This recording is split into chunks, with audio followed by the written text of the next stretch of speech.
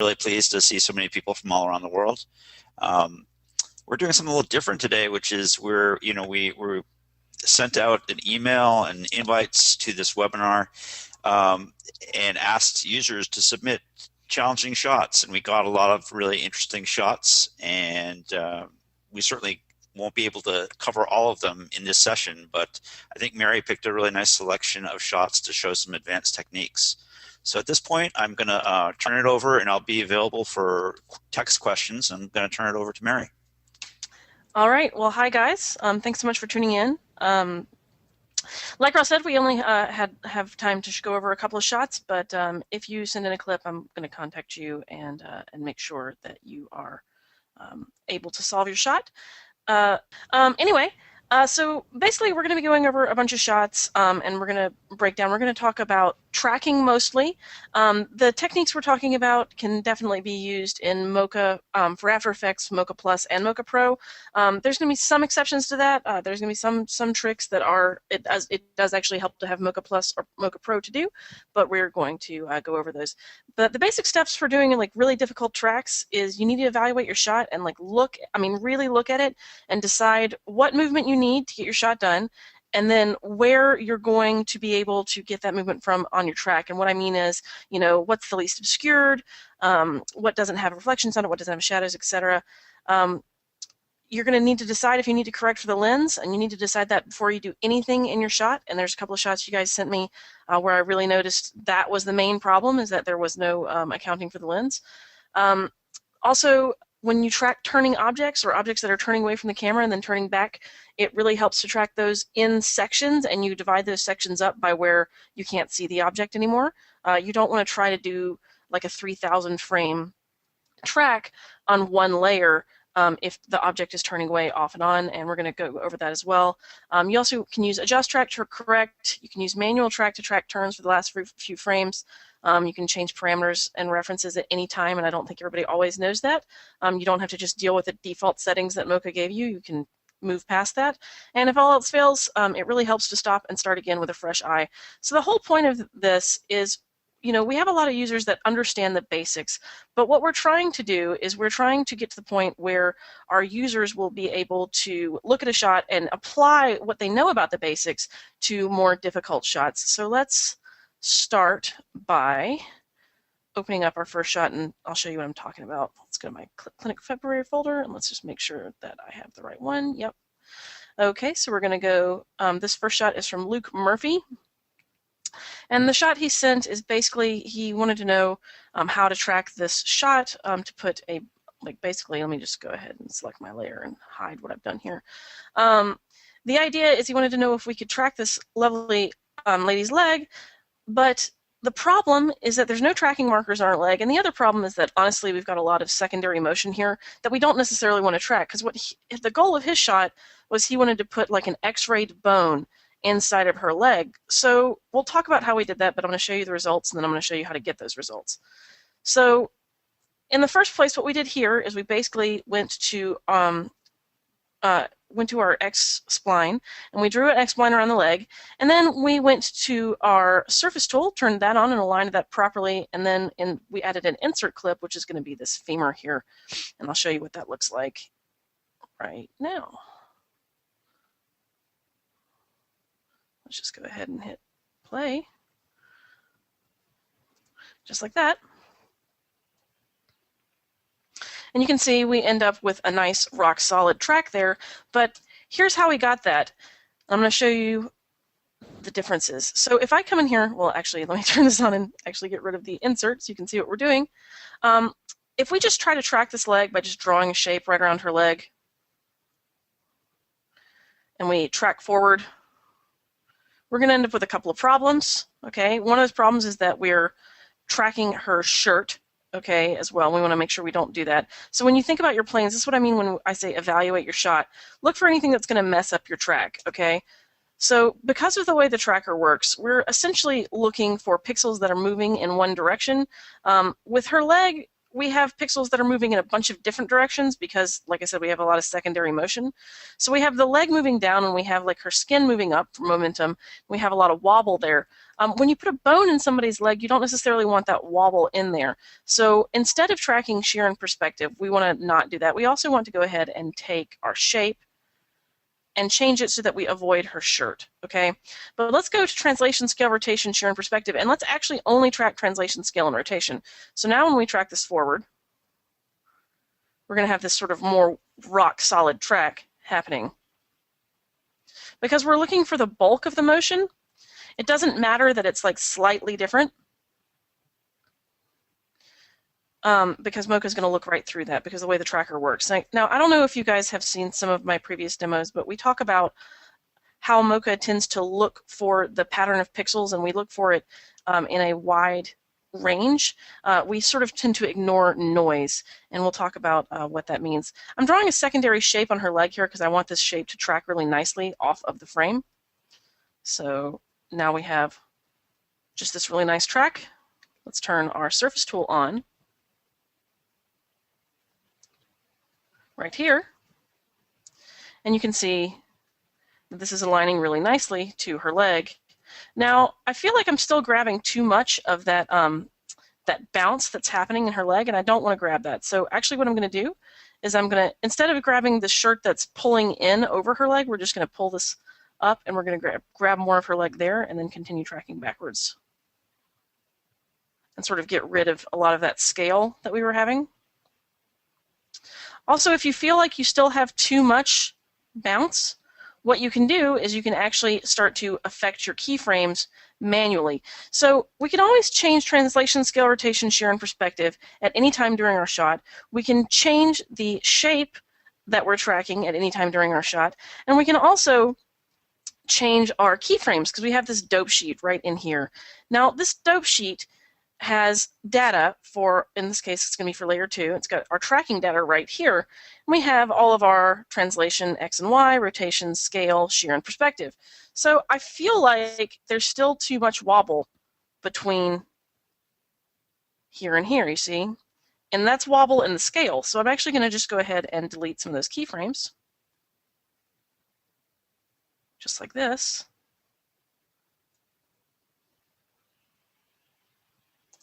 And just get them out of there. And now we're going to have a little bit smoother motion on her leg without that wobble anymore.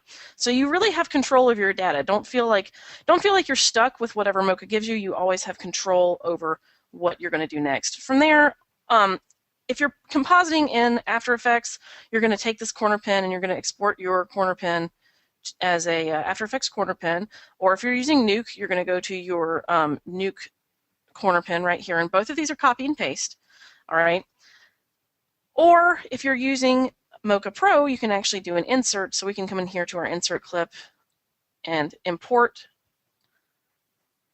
a femur if we're going to bring it in. But in this case, what we're actually going to do is we're just going to use the femur that we already imported, just like that. And we can arrange it however we like. Let's make sure that it looks like it's seated. Let me actually turn off my overlays there for a second. You can see that we can just seat it right here in her leg, and now when we press play, it moves right along with her body. So you can either render this out, or you can take your corner pin right to your Nuke or After Effects file. All right, so moving right along, we're going to cover a more extreme track. Hey, Mary, it's Ross. Just when you get to your next example, I think it would be useful to cover a little bit more in depth about the difference between tracking just translation versus adding shear and perspectives. A couple questions on that. Of course, and this is actually a really good example for that.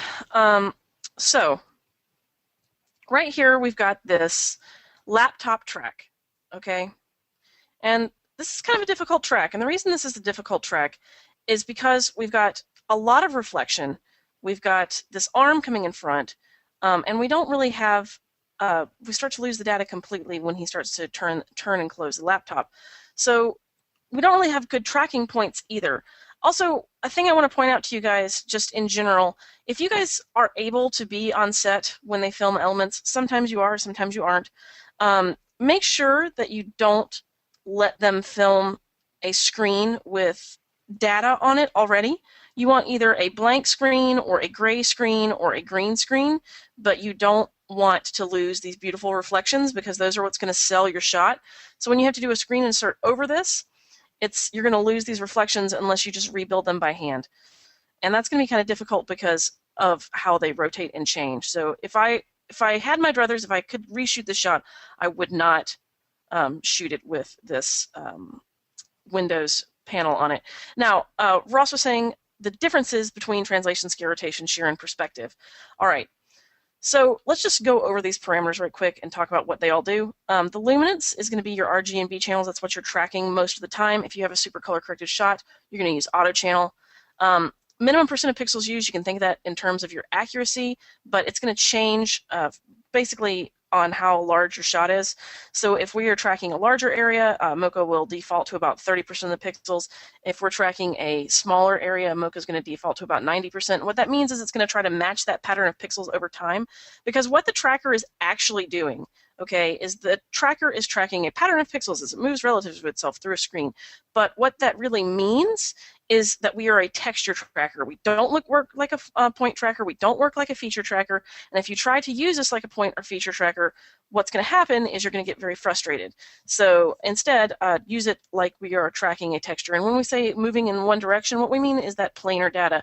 Planar data moves relative to itself. So if I just track like the edges of this plane, I'm going to have the data for the entire plane. I don't need to track this middle section too. Smoothing is going to be basically if you have a shot that's super grainy, like night vision or 1960s levels of grain. But our motion is where we have the most control over what we're tracking. So we can track translation or translation scale and rotation, translation scale, rotation, shear, and then we can add perspective on top of everything. But we can't just track like translation and rotation without tracking scale. So that's just something to keep in mind. However, you can change these parameters at any time if you're having trouble with the track. So a lot of times, what you will find when you're doing roto or when you're tracking an object that's turning away from the screen like this, you start to lose your data as it goes away. And I actually count this as an occlusion.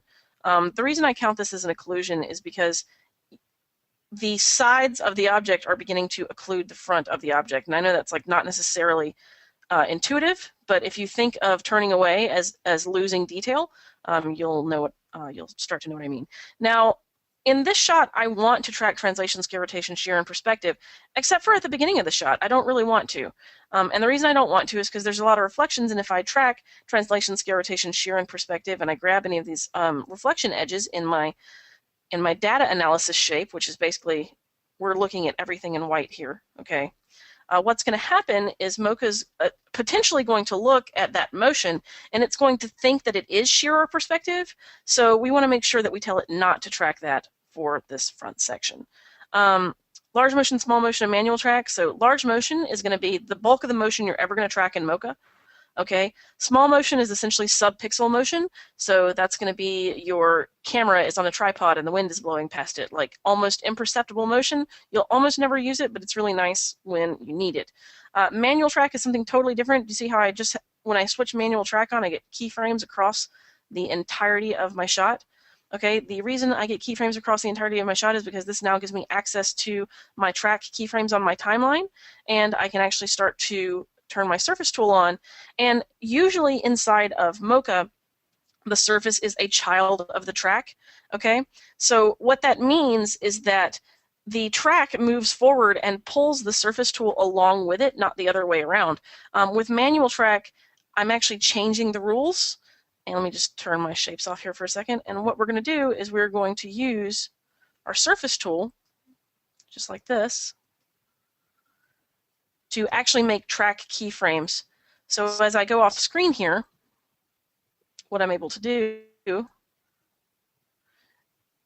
is grab the corners of this object where Mocha can no longer track it, because we have too many reflections and we have not enough data, not enough pixel information to track.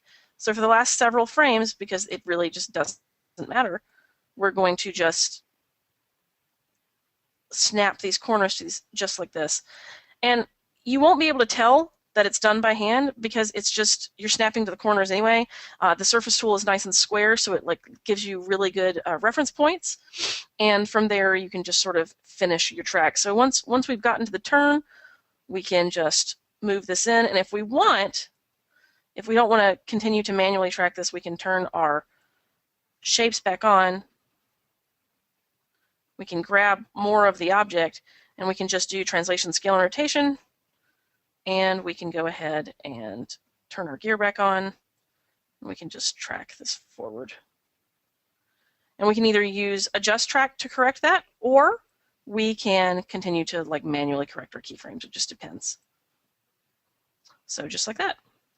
In this case, I'm just going to. Yeah, so Mary, someone's just asking, how often do you find yourself using manual track? I would say not that often, but obviously if if the shot has no trackable data, this is how we basically do our manual adjustments.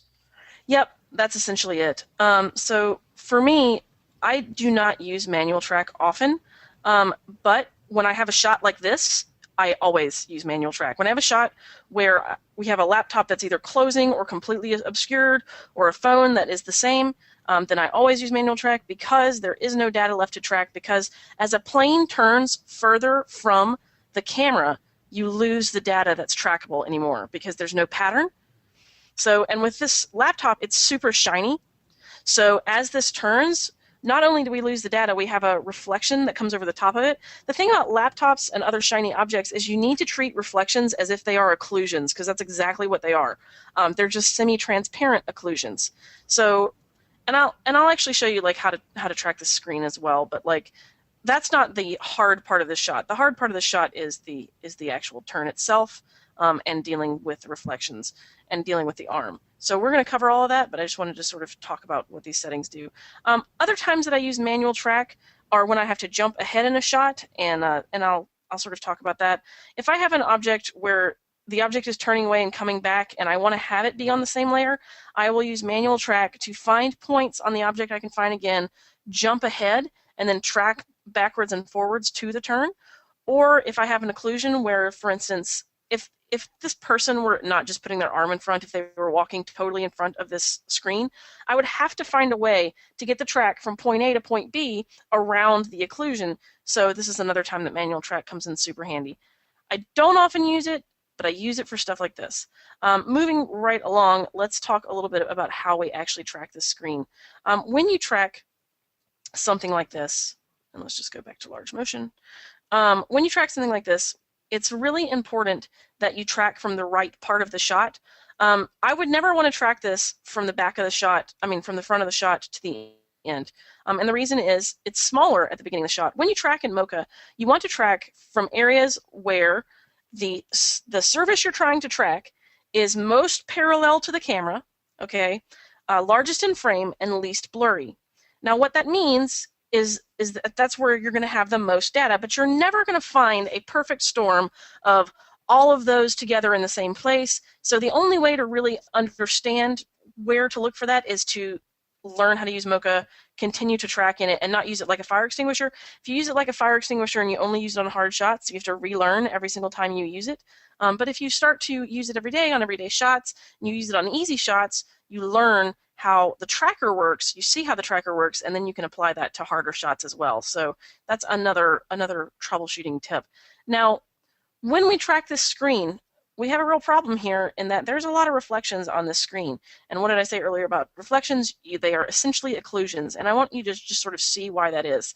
Do you see how this whole reflection of, I guess this is a pit stop in a NASCAR stadium, but you can see the stadium is reflected in the screen. Now, no amount of trying to hang on to these squares is going to keep Mocha from seeing that moving pattern. So we have to go ahead and remove them from the equation. The way we do that is we come in here and we can just draw a shape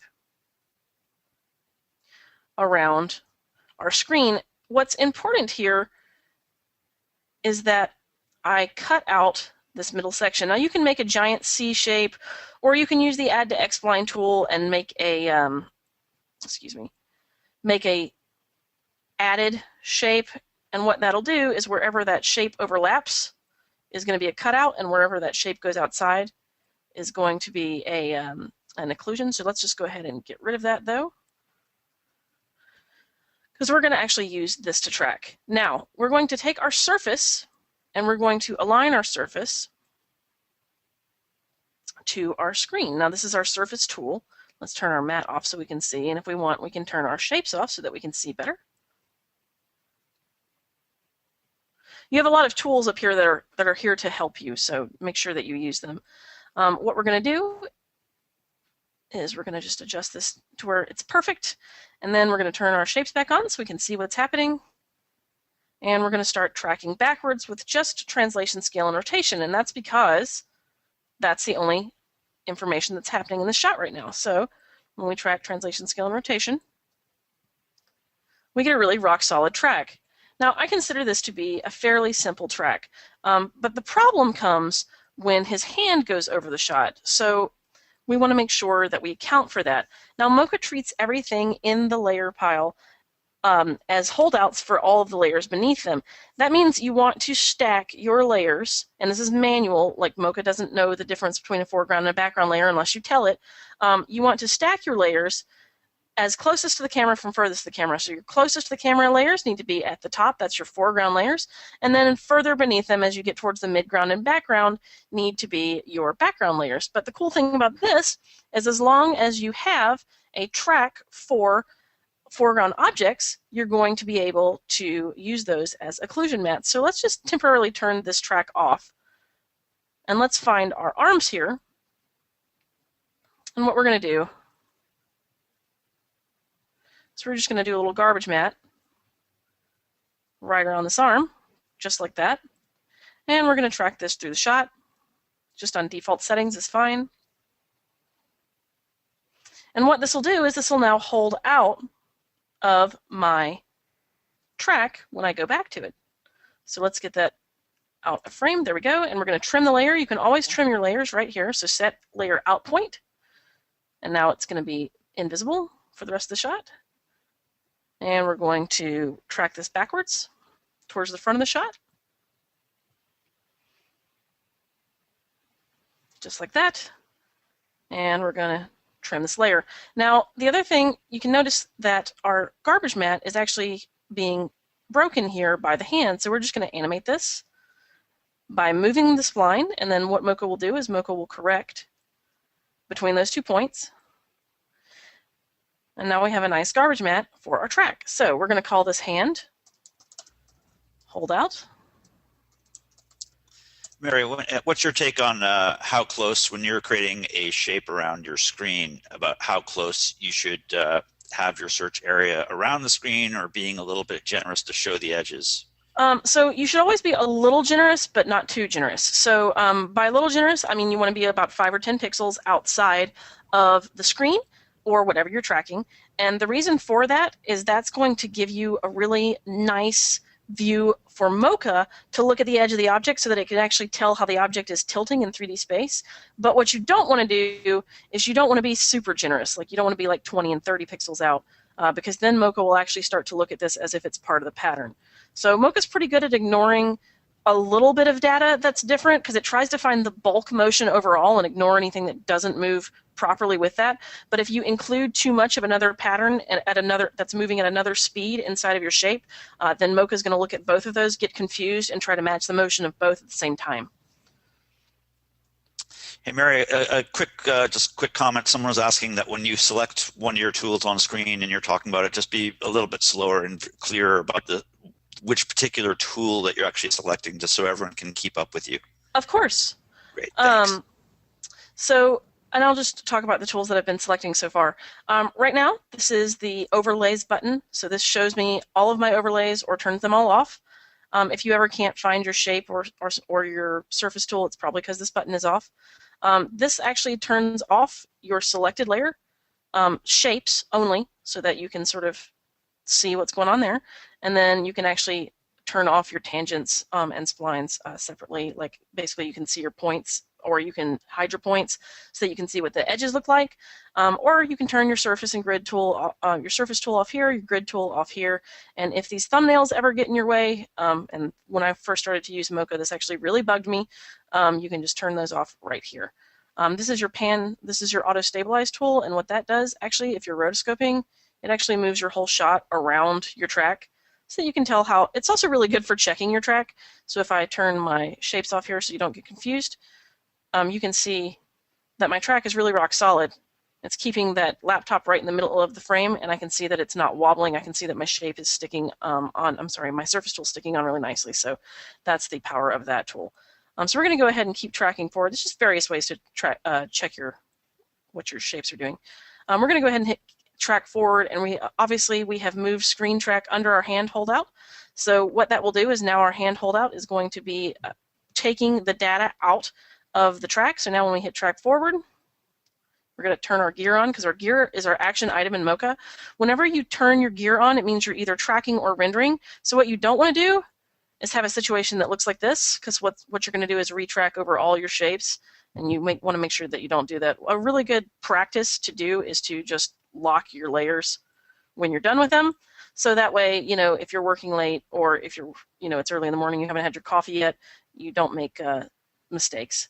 So we're going to go ahead and keep tracking forward, but we're going to start tracking shear and perspective. And now when the hand moves over everything, it doesn't adjust our track because we've got this lovely holdout mat. Let me turn my splines back on so you can see. We've got this lovely holdout mat that's keeping it from going wrong. Now, here's where we start to go wrong.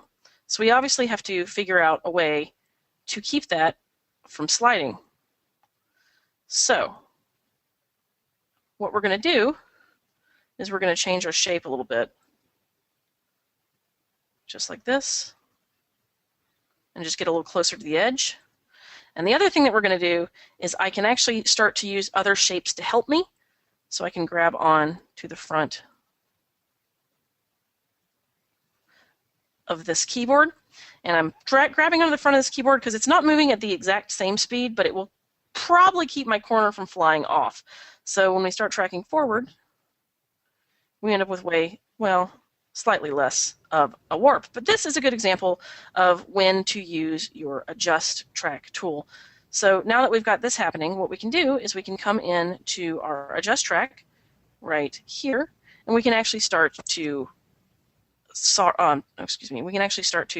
make some master keyframes that we can use to adjust our track overall. So we're going to actually go ahead and take our corners, and this is actually a good time to turn your thumbnails back on because you can see what you're doing, just like this. And we're going to make sure our points are right here on edges we can find again.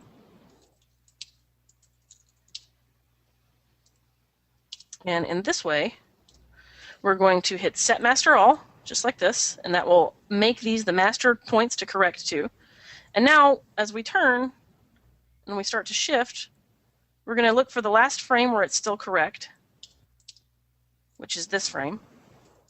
And we're going to go ahead and make a keyframe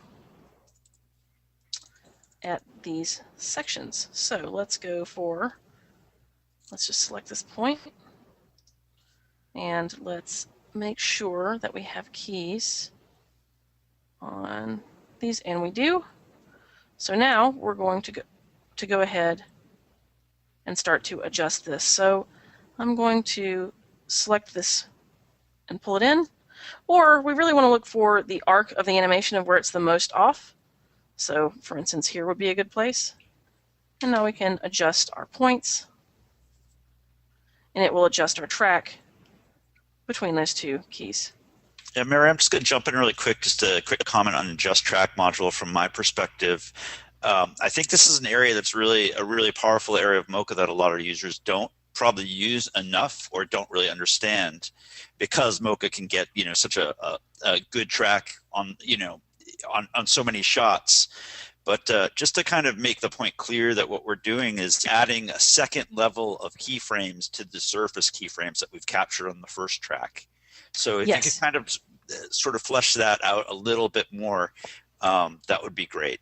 Of course. So we're adding essentially like a 4-point corner correction over our track, and it's adding a secondary animation. It's not like manual track, and a lot of times users are like, well, why wouldn't you just use manual track? The thing is you want to get the bulk of the motion with Mocha's track, and then you want to correct it with adjust track. And the reason you want to do that is because it's less work for you. It works a lot like how roto works. Like, you know how I adjusted a point earlier on our roto spline and it animated on top of what the track was already doing, so I ended up having to make like 2 keyframes instead of 40. The difference with adjust track is instead of moving the roto shapes, we're actually moving the track itself, and then we can export that. And this is a module that's available in Mocha AE, Mocha Plus, and Mocha Pro. It's standard with Mocha. And the reason we actually end up usually getting drift is if the shot is super long. In this case, we're getting drift because the reflections, and the reflections are pushing the, very nice. The reflections are pushing the object, the track off the object. Do you have something you want to say, Ross? Yeah, I was going to say, why don't you hide the grid for a second and hide your layers so you're just looking at the adjust track itself, just so we can be really, really clear. Yeah, there you go. So, when you track, you're basically tracking, she tracked all the edges of the screen. Then that surface, that blue box is basically representing a projection of the track onto a 2D surface, but as a corner pin. Then when you go into this adjust track module, right? Each of can you just touch each of the corners just to show what? Yeah. When she touches a corner button, you're actually zooming in to that particular corner of the surface. The upper left, the upper right. And that master frame compared to the current frame below is just a really great way, as you scrub through a shot, to see if there is drift. When you see drift between the master frame and your current frame, that's a great time. Then you would add a little adjustment here, and it will interpolate that correction. Yes. But I will say, I just want to add this one thing. In this shot, we can't see all 4 corners all the time. So what we're doing, and the reason I had the grid on, is because what I'm doing is I'm manually adjusting it by looking at the edges, and I'm trying to use the grid and the surface tool to predict where this corner is by looking at my context clue lines here on the shot. This is It's totally useful technique. Yeah, absolutely. I just wanted to hide the grid just so we can dive into another cool thing that someone asked earlier about adjust track, and I think this might be a great example, is just, can you show the new reference on that lower right hand corner to show how if you wanted to create a new on-screen offset reference point? Mm-hmm. So new ref. Yep. So someone asked that earlier, is how to create a new reference. And yeah, you would find something that was relative, maybe, yeah, exactly. And that's a great way that you can create, and you can actually have multiple offset reference points as well. Yes. Great, and you can use those over time.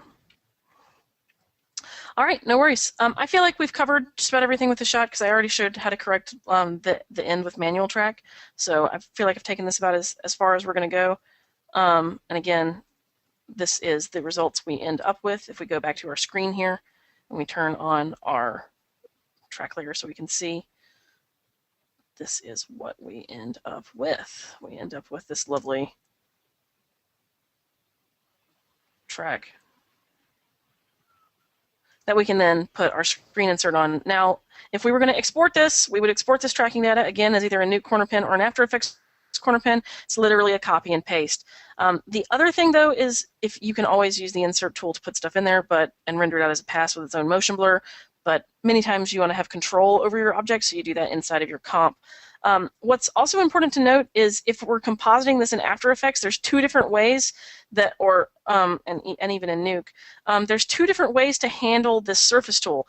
We can either take our element, and if our element is the proper aspect ratio and is like the same size as our comp, what we can do is we can just take this corner pin just how it is, copy it and paste it, and it'll line up correctly. However, there are going to be times when you are going to want to take your object and you're going to want to align your surface to whatever frame in After Effects your object is at the correct placement for. A lot of times the best way to do that is just on frame 1, just for ease. And you can go to Align Selected Surface, and what that does is that pushes the surface to the entire the entire size of the shot. And now our surface tool moves correctly, but we're moving the whole of our shot along with that. So what you want to do is you want to take your insert that you're using inside of After Effects or Nuke and go ahead and align it where it needs to be.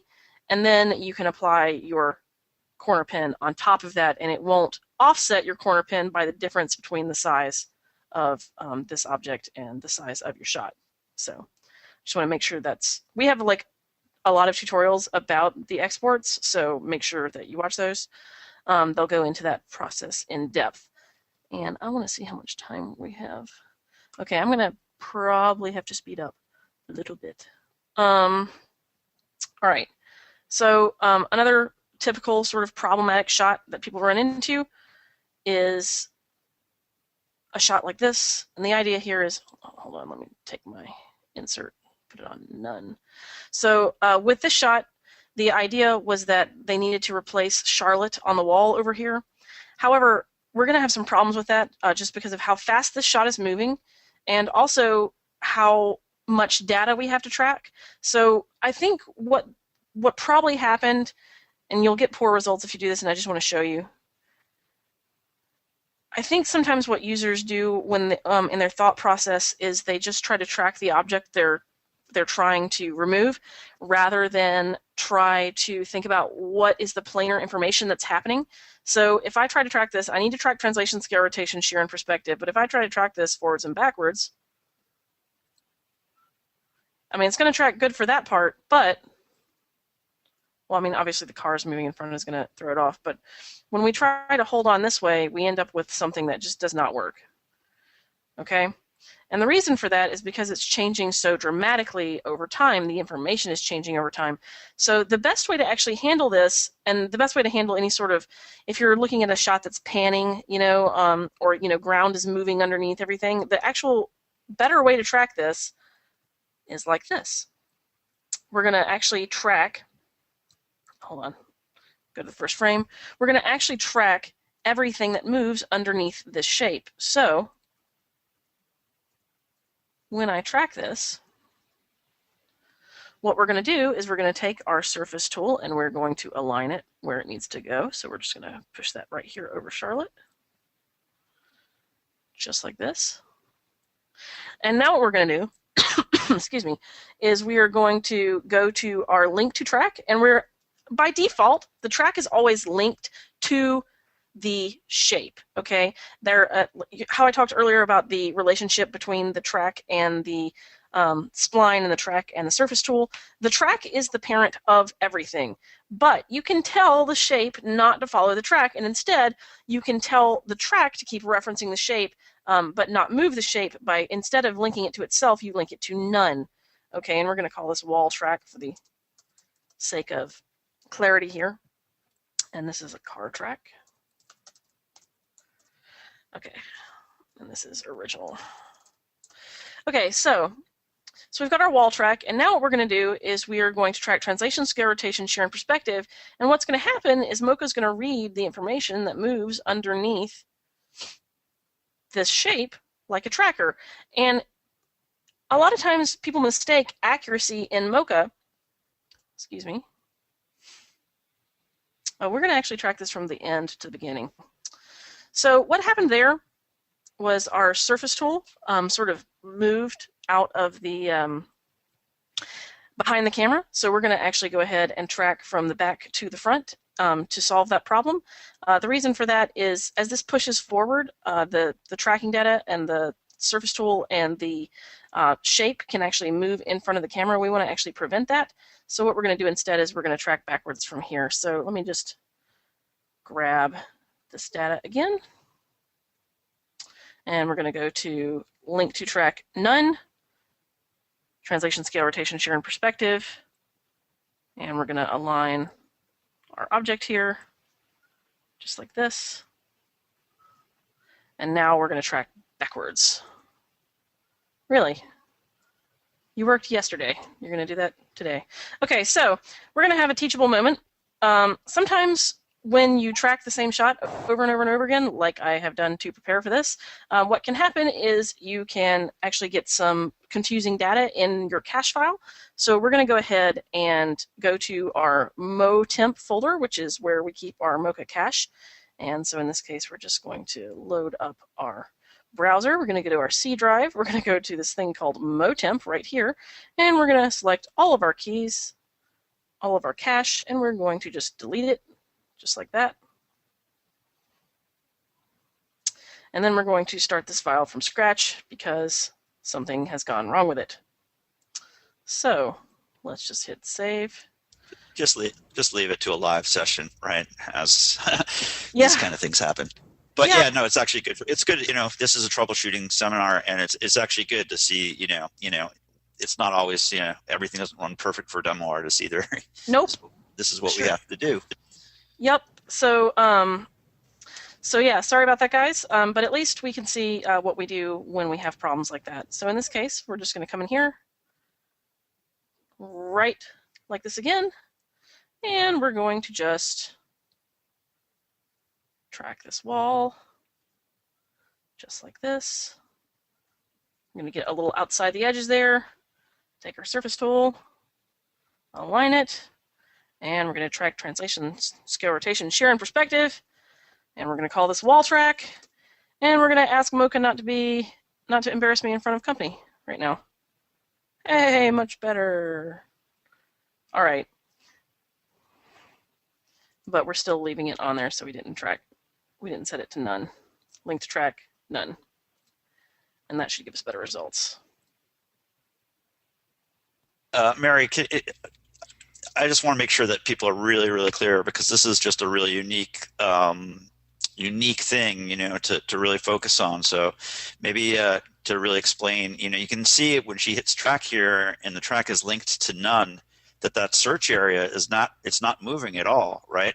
As the pixels come into the frame, it's already making an offset. So this is, as long as the pixels that come into that search area are on the same given plane, then it's a really, really unique way to work, especially on shots that have long pans, things like that. So rather than constantly stopping your track and moving your search area, this is a great way to work. Right, and you can do this multiple ways. I have seen people track by using the add shape method, where they just they let the smaller shape go and they keep adding new shapes. That is also a way to work, but it's a lot more of a pain and it's a lot more intensive for you. So the idea here is that it reads every pixel that moves underneath the shape like a scanner. Okay, and that again has to do with the way that Mocha is working. Mocha is actually reading a pattern of pixels. It is not looking for features. It is not looking for points. It is trying to match that pattern of pixels over time, and it will try to match that pattern through blur and motion blur, like this especially, and warps and speed changes. And so it's going to look and it's going to say this is close enough. Now the other thing I want to talk about is we're zooming quite a bit in the shot. We're moving really fast, and you see how that slips a little bit. What I'm actually going to do is I'm going to come over here to my zoom, and I'm going to increase my zoom % number. And what that will do is that will actually make this a little bit more accurate of a track. So when I hit track backwards and we're tracking translation, scale, rotation, shear, and perspective, okay, we're going to hang on a little bit better because of the way Mocha's working and because we're reading all of these pixels as they move underneath going forward.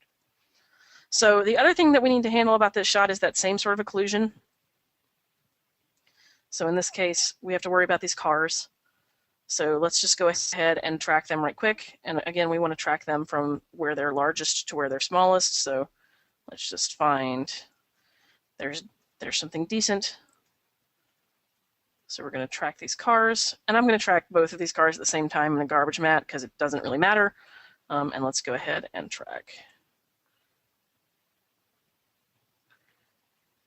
And that's not perfect, but it doesn't really matter because we're just going to correct the shape over time because it's a garbage mat, and I don't care about garbage mats. Just like this. Okay. And let's just manually get rid of this, just like that. Okay. And then move it. Just because it's just easier at this point to just do the last 2 frames by hand. and then move that off screen. So we now have this garbage mat that's going to cover up our problem areas. Also, I'm also going to move this off screen when I don't need it. That's another thing you can do instead of trimming layers, especially if you're exporting mats to After Effects and stuff like that. It's better to move them off screen because otherwise it'll just freeze frame where the animation ends. Okay, so from here we're going to go back to our Charlotte track and we're going to track forward just like this. And now what's going to happen is we're going to start to lose the amount of area that we can track. So what I'm going to try to do is I'm going to try to cheat it a little bit and grab some of this fence and keep tracking that forward. And then past here we don't need it anymore, so I'm going to just stop this layer. Just like this. Oh, I didn't even track it. My gear was off. Very nice. Very good, Mary. Good Lord. It's just that kind of day. Okay, so now as we track forward, okay, we get better results, and now I'm going to trim the layer. Perfect. Okay, so this still obviously needs adjust track love, and that's because we're having like an extreme angle change, so we need to do some adjust track to get rid of this. So what I'm going to do is I'm going to align this surface more or less where I want it, and then same thing, we're just going to pick some reference points. And in this case, let me just go to adjust track, and we're going to make this like the master frame. And we're going to find something that we can use again. So I'm going to pick the top of this H, the bottom of this H, and I'm going to pick the top of the E, and the bottom of this E. And we're going to go to set master all. And now what we can do is we can start to move this.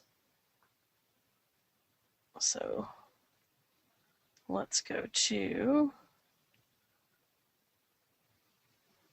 I'm sort of curious as to why that's not animating with the shape. Let's move to here. I feel like you should be animating. Set master all. Okay, and now as we move forward, we're going to correct this by moving. Just go over here to the H, just like this. Okay, and again, we're going to move to the E, just like that. And if we want to have Mocha help us, we can hit auto, and Mocha will try to nudge it back to where it's supposed to go. In this case, we're going to just hand adjust that. All right, and we're going to have to pick a new reference point for our two other corners because we're losing our H's. So instead, we're going to go to select this point. We're going to go new reference, and we're going to pull that to like, let's pull it to like this T section. And we're going to select this point. We're going to do new reference. We're going to pull it to the bottom of this T section. And again, we're doing that overall 4-corner pin correction, but now we're picking 2 new corners, okay? And this is going to animate over the top of our track. So now when we move forward, we can look for where this is the most off. And we can adjust our new reference point. Oh, you know what? Let me undo that. Because I actually want to do it on this frame because this is where my reference point was. So we're going to pick here, and we're going to move this here. Nope. Nope. Come on. Okay, we're going to move this slower. Okay, so we take our new reference point. We're actually going to move this. Very good, Mocha. Okay, come on. Yes, I love it. Okay, so Mocha has decided to embarrass me in front of company. Let's just go ahead and adjust this point and keep adjusting this point. There we go. Just like that. And we're going to pull this here. We're going to pull that there. Call that a day. Then move this here. Move this here. And we're going to adjust this until our surface tool starts to look a little bit better, just like. Now, we can also cheat it if for some reason it's just not quite cooperating the way I want it to cooperate. What I can do is I can actually come in here and move my correction until it starts to line up more properly. So that's what we end up with. Now, Yeah. this will just What you're actually experiencing is definitely a good thing to show when you ever see those adjust points and they go red like that. When they cross, it's yeah, it doesn't definitely like it. yeah, it's definitely letting you know that it's either simply off the grid, off the camera, or the surface itself is getting kind of behind itself and screwing up. Yeah. Yeah, and so and what's actually happening there too is that when you have an object that's this stretched, and is moving in this much perspective, if you have that happen, if you get the what am I trying to say? If your square turns into too much of like a rhombus, and one corner starts flying off in one direction, that's what you mean by it's going behind itself. But visually, that's what's happening. Internally, what's happening is the surface is going behind itself or going behind the camera, which is that bug we talked about earlier. Well, it's not really a bug. It's kind of has to do with how the surface works. Anyway, I'm going to not spend too much time hand correcting the shot any longer because we've sort of already done that, and I feel like I'm running out of time, and I have 2 more shots to do in 10 minutes. So let's go ahead and move on to those. The point is, the overall correction for this is going to take a little bit of time, but it's totally doable, and there's just no way to get this track any other way than with planar tracking. It's just too blurry and too fast, and it just will not work with like feature tracks. So you have to do a little manual love, unfortunately, but Mocha will get the bulk of the motion, and then you can do a correction over the top of that. We're going to move on to we had 2 more shots to do. One of them was not the gymnastic shot. Give me 1 second to find it. This shot. Okay. So this shot is pretty difficult. What it actually is a shot where we're trying to add a black eye to a girl. Now, this shot is 3,000 frames long. I'm not going to track all 3,000 frames. I'll show you what section we're tracking. We're tracking this small section here because what we would need to do is we would need to split this up into pieces. It's one long sort of crazy shot. And we're not going to deal with that. If we were going to do this shot and we were going to do the entire length of the shot, we would need to track this in pieces every time she turns her head away from the camera, okay, which is fairly often. So what we'll do is we'll just split up these into different layers, and we would do a separate track for each of those sections. The reason for that is it's just not worth it to try to get it all on the same layer for the whole shot. No one's going to notice as far as effects go if you just taper it off every time she turns her head. Now, that being said, we're going to zoom in on this shot. There's a couple of problems with this shot. One of them is it's super dark, and it's really, really grainy, and there's not a lot of color data. Okay, so what we're going to do is we're going to actually crank that up for ourselves. So we're going to come in here to our clip, and we're going to go to our color space, and we can actually change to log if we like, and we can start to change the values to be a little bit crunchier, okay, so that we have a little bit more texture to latch onto. So now, if we go back to track, we're going to start tracking her body. Now, I want to point out, like, I've already done this, and I want to show you what it looks like and what we're going for. We're actually going for making a black eye under her eye. If you look here, let's hit play on this so you can see. So we've done this really nice Mocha track, and we've used the insert tool, and we've actually used the warp tool inside of the insert tool to do this, because we actually didn't get an entirely perfect track for the whole thing, so I actually used the warp tool to correct, and we will talk about that as well. But I think what I'll focus on, because we're like sort of running out of time here, is I will focus on what we do when we end up at the difficult sections of the shot, which is where it starts to turn. Okay, so what we're going to do is we're going to start at a space where her face is most parallel to the camera. So like here is a good place to start. And we're going to come in here, and we're going to go back to our original clip. Now this is how you navigate what clips you're looking at. Composite is what I rendered out of the insert tool. So we're going to go back to our original clip, and we're going to use our X-spline to define what we're trying to track. And in this case, I'm going to try to track her forehead and her whole eye section. Okay. Now the reason I'm doing that is I'm using this data to anchor this data. Okay, because her face is really small in frame, and I need more pixels to get a better track. Now what I'm going to do is I'm going to turn my surface tool on. Okay, and in this case, what I'm actually going to do so I can really see what's happening is I'm going to go to my insert clip, and you can't do this inside of Mocha for After Effects, but you can do it inside of Mocha Pro, is take your insert clip and sort of, well, you can kind of do it inside of Mocha for After Effects if you use like a logo or a grid. But anyway, but you can't render it. So what we're going to do is we're going to take this black eye and move it under her eye so that we can see how this is tracking. And now we're going to go ahead and hit track translation, scale, rotation, share, and perspective, and we're going to track backwards. Now the tricky part here is how you change the data. So we're going to stick on pretty well for the back and forth head turn that she's having, but when she starts to turn her head totally to the side again, we're actually going to have to change the data that we're tracking. So what I mean is we're not going to track translation, scale, rotation, shear, and perspective. When we start to get an extreme turn, we're actually going to move just to shear, and that's because we don't want that surface to go behind the camera. We don't want that surface to sort of shoot a corner off into space. So, and that's because Mocha treats anything that goes behind the camera, it doesn't matter if it's negative 0.001, it's like negative a million. So we've got this nice track happening under her eye.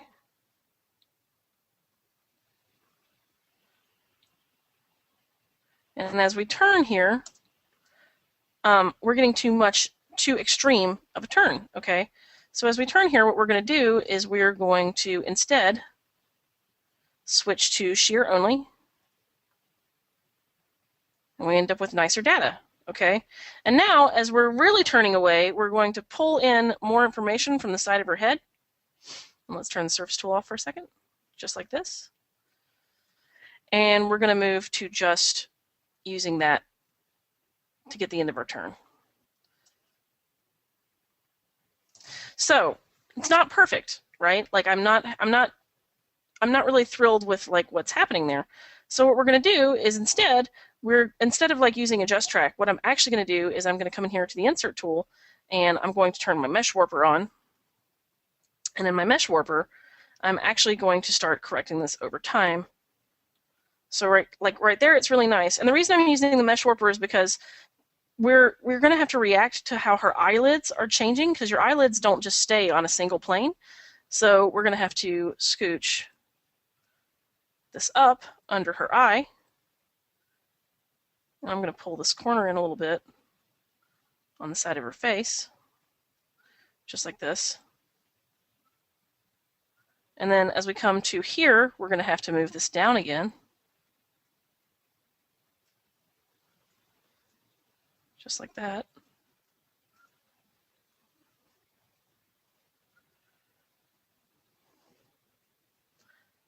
And as she turns her head, we're going to pull that down, just like that.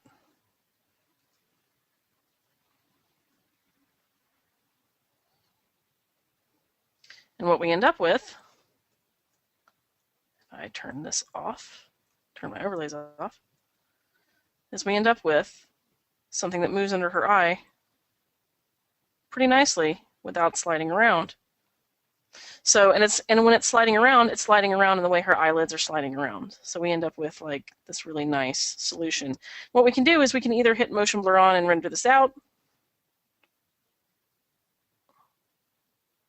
or we can go back and we can take our corner pin, and with our corner pin, we can export to After Effects and do a composite. And then what we would really want to do is we want to do some nice roto. So for this shot, what I would do is come in here and I would make a nicer roto shape with my overlays on, something like this. And I would come into my pick inner edge. I would make like a softer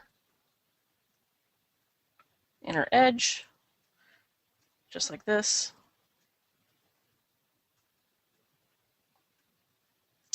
And then from there, I can actually take this roto shape and I can go to link to track, and we can link it to our previous track.